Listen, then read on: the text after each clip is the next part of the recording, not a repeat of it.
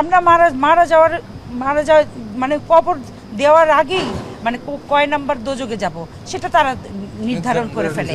আর একদম তাদের বেহেস্তের টিকিট সবার হাতে, সমস্ত একদম মাওলানা দিয়ে ভর্তি সমস্ত ফেসবুক। সাধারণ জনগণ যারা তাদের সময়কে আনন্দিত করতে, সুললিত করতে তারা সারাক্ষণ গান শোনেন, কিন্তু যখন একজন শিল্পী চলে যায় তখন তারা পাপ পুণ্য বেহেস্ত দোজক এগুলো নিয়ে তারা এত কথা বলে।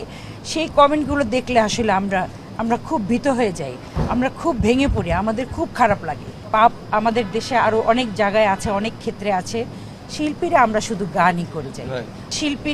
শিল্পীরা একমাত্র জাতি যাদের কোনো ঘুষ খাওয়ার জায়গা নাই, দুর্নীতি করার জায়গা নাই, যাদের মিথ্যাচার করার জায়গা নাই, যাদের অন্যায় করার জায়গা নেই। আমরা শুধু গান করি, কি বল? অথচ আমরা মারা যাওয়ার মানে কবর দেওয়ার আগেই মানে কয় নাম্বার দোজকে যাব সেটা তারা নির্ধারণ করে ফেলে। আর একদম তাদের বেহেস্তের টিকিট সবার হাতে, সমস্ত একদম মাওলানা দিয়ে ভর্তি সমস্ত ফেসবুক। এটা খুব খারাপ লাগে। এই জিনিসটা আমরা না করি, আমরা শিল্পীদের প্রতি সহনশীল হই। তো এই মানুষের, সাধারণ মানুষ যারা অনলাইন প্ল্যাটফর্ম ব্যবহার করেন, কমেন্ট বক্স ব্যবহার করেন, তাদের কাছে আমার খুব অনুরোধ, বিনীত অনুরোধ, আমাদের শিল্পীদের এত পাপী ভাববেন না আপনারা।